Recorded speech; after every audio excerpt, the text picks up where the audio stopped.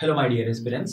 So today we are going to check out the national current affairs from October 8 to 14, and welcome into our online platform, Shomish. So okay, let's begin the class. So at first we are going to see the current affairs from October 8. Let's check what are the most important thing happen in this day. So fifth assembly of international solar alliance to be held in New Delhi. New Delhi में international solar alliance का fifth assembly होने वाला है। ठीक है, तो ये international solar alliance नाम सुन के पता चल रहा होगा, सोलर यानी रिन्यूएबल एनर्जी रिसोर्स को लेके कुछ यहाँ पे मामला होगा। तो देखिए चेकआउट करते क्या है इसमें। According to the ministry of new and renewable energy, India currently holds the position of president of the international solar alliance ISA assembly. तो ये जो इंटरनेशनल सोलर अलायंस का प्रेसिडेंट कौन है, ये जो यहाँ पे एक एसोसिएशन है, इसका प्रेसिडेंट कौन है, हमारा इंडिया। ठीक है, तो देखिए देख लेते हैं इनका जो मेन फंक्शंस है, ऑब्जेक्टिव्स है और इनका जो फ्यूचर गोल है वो सब क्या है। The international solar alliance is very necessary to achieve the energy transition objective for our planet. तो उनका जो ऑब्जेक्टिव क्या है, देखिए as the cheapest form of energy, energy का जो चीपेस्ट फॉर्म है वो क्या है, सोलर एंड मिनी ग्रिड्स, जो सोलर का पैनल होता है, according to the minister, are the solution to ensuring that everyone in the globe has access to electricity।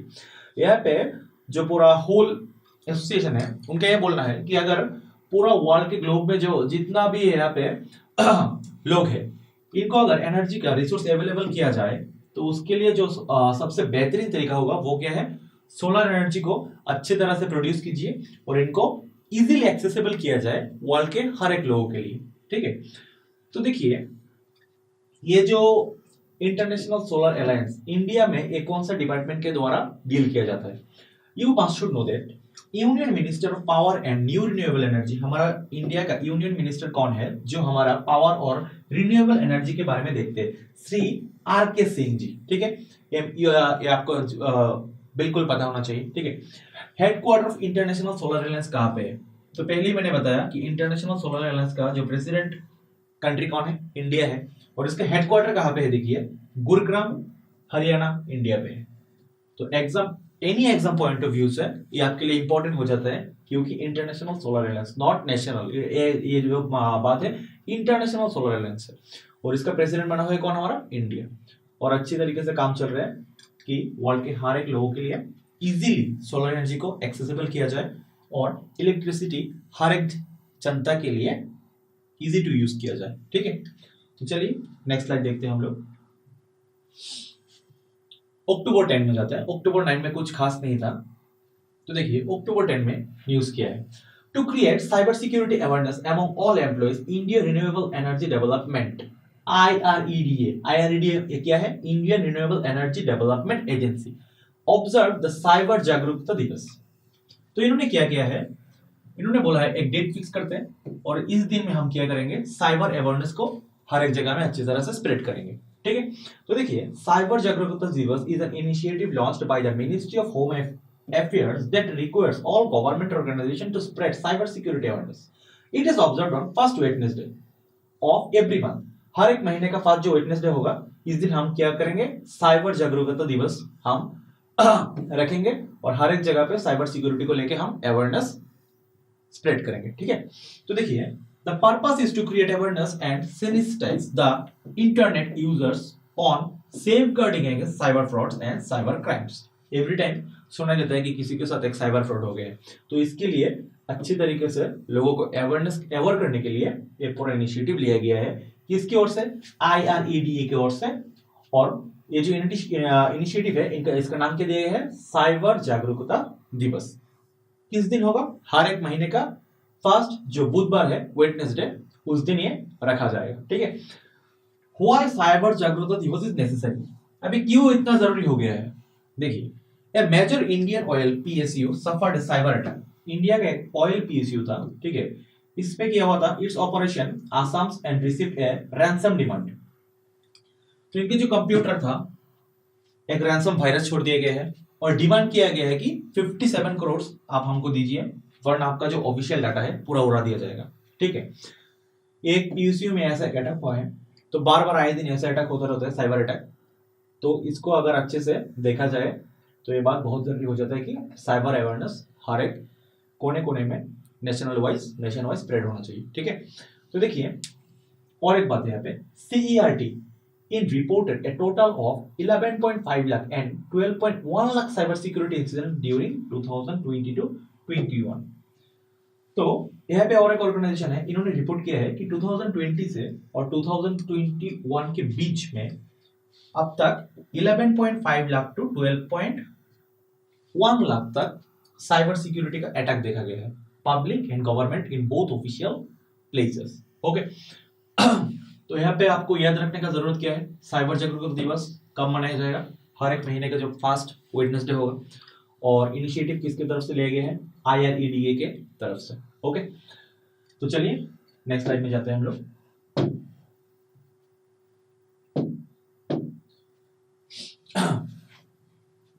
Indian quest Pankaj Advani, इनका पिक्चर यहाँ पे लगा हुआ है, देखिए इन्होंने क्या किया है, defended his world billiards championships title for the 5th time, beating competitor Saurav Katharia in the best of 7 frame finals at the high-end snooker club in Kuala Lumpur, Malaysia। कुआला Lumpur कहाँ पे पड़ता है, मलेशिया में। इन्होंने ये जो हमारा पंकज अडवाणी जी है, इन्होंने क्या किया है, देखिए इन्होंने इनका जो कंपटीटर था सौरभ कठरिया जी को इन्होंने बीट कर दिया और बिलियर्ड चैंपियनशिप में इन्होंने अपना जगह बना लिया। सो इनका नाम इंपॉर्टेंट हो जाता है पंकज अडवाणी जी, ठीक है। तो ये आपको याद रहना चाहिए, ठीक है। यही है पूरा न्यूज, चलिए नेक्स्ट में जाते हैं।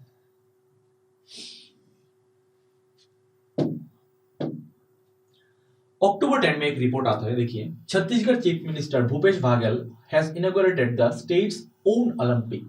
इन्होंने क्या किया है, स्पोर्ट को और अच्छे से इनिशिएटिव लेने के लिए इन्होंने क्या किया है, छत्तीसगढ़ का जो चीफ मिनिस्टर था भूपेश बाघेल जी, इन्होंने स्टेट का ओन ओलंपिक्स लॉन्च कर दिया है। The games falling under the team category include gilli danda, कौन सा स्पोर्ट्स इसमें इंक्लूड किया गया है, गिल्ली डंडा, पिट्ठूल, संखाली, लंगड़ी रेस, कबड्डी, खो-खो एंड कांचा। There are 3 age group categories, including the first category for participants till the age of 18 years, the second for the participants from under 18 to 14 years of the age group, and lastly for participants above 40 years of age. So the important thing is which state launched his own state Olympic? Chhattisgarh. And who is the chief minister of this Chhattisgarh? Bhupesh Baghel ji. Okay, you must should know something here.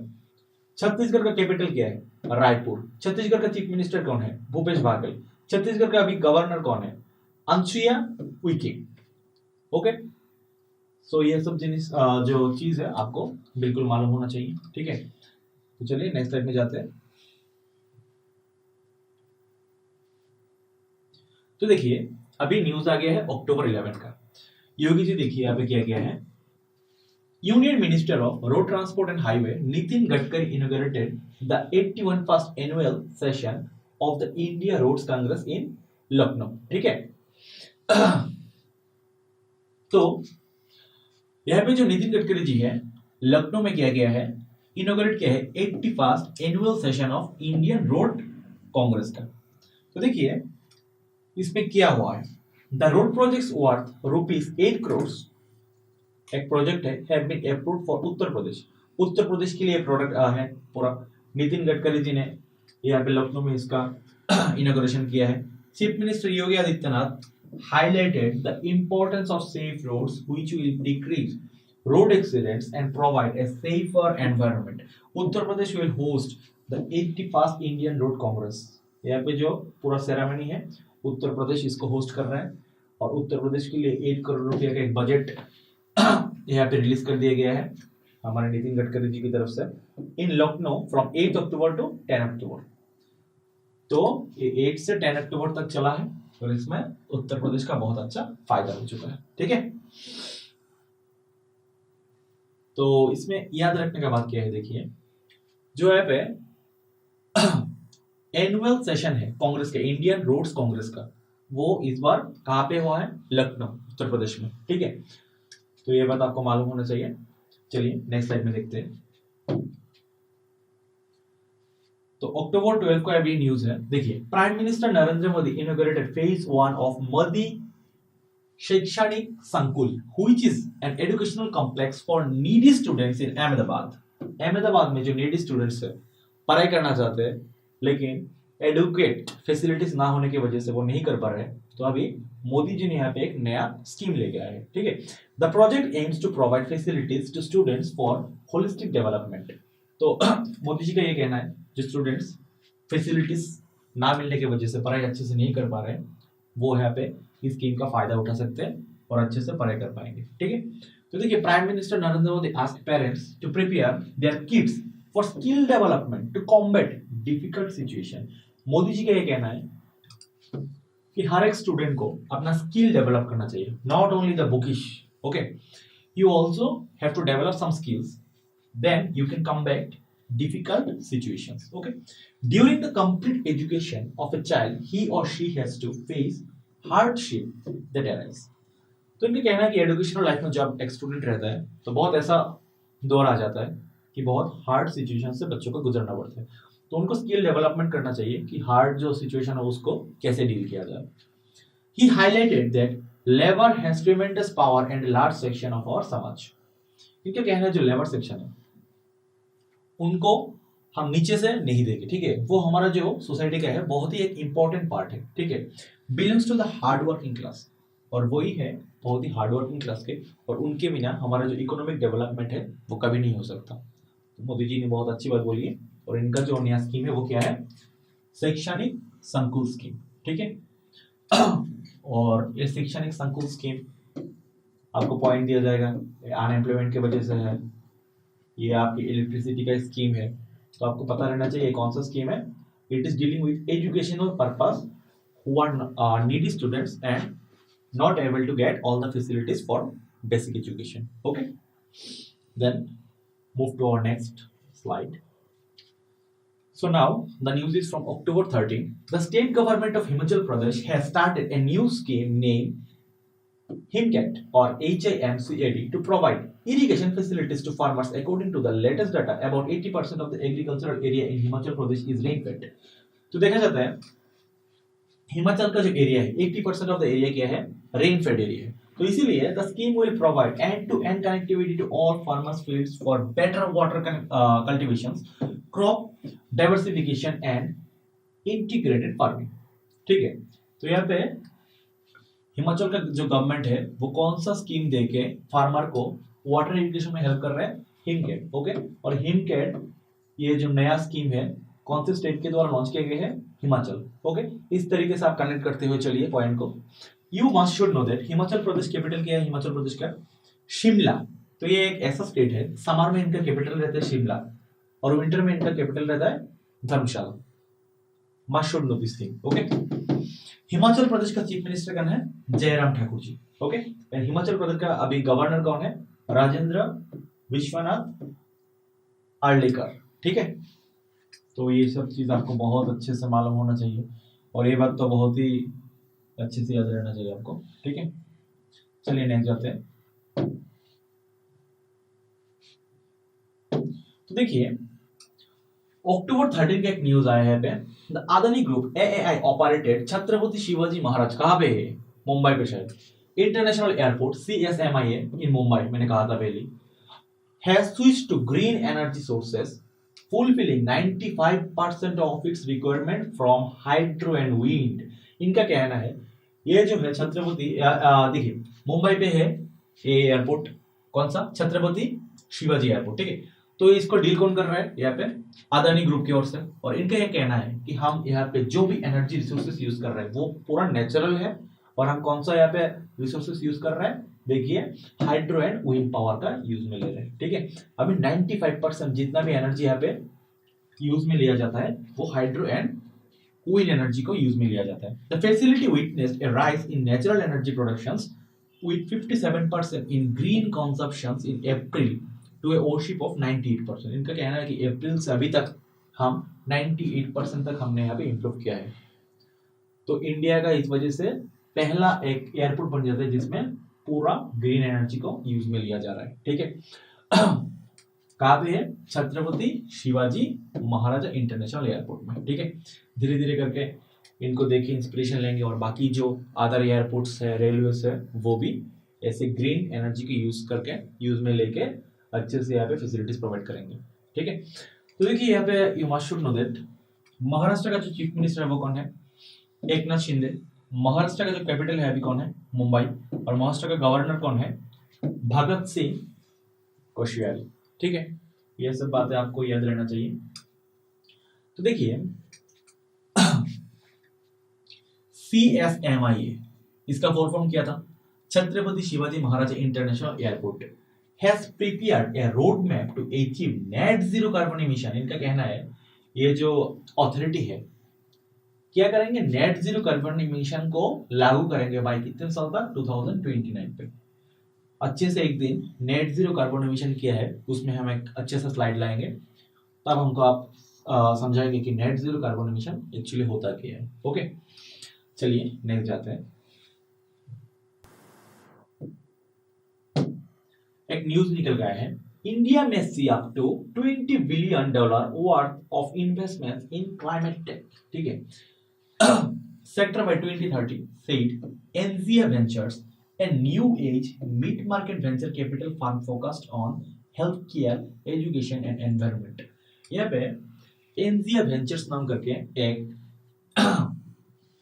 Association है। इनका कहना है कि India in upcoming times 2030 तक climate take पे 20 billion रुपया का खर्चा करना पड़ सकता है। तो क्यों? देखिए, as the third largest global emitter of green house gas, इनका कहना है वर्ल्ड में जो हम थर्ड पोजीशन पे लाइन करते हैं कि कार्बन एमिशन हम कर रहे हैं, it is estimated that climate change will potentially push over 132 million people globally towards extreme poverty by 2030।